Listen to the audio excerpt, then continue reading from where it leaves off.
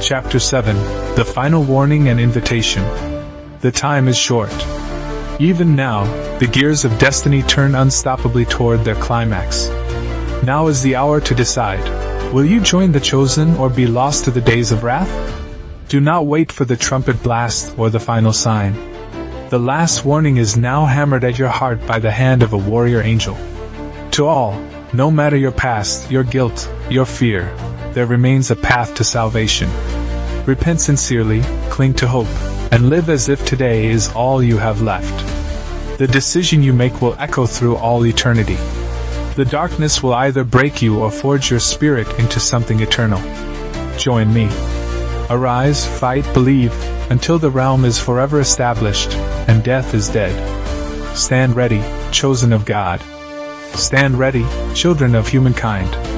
If this message spoke to your spirit, I encourage you to subscribe for more timeless truth and courage. Activate notifications so you never miss a vital word in these turbulent days.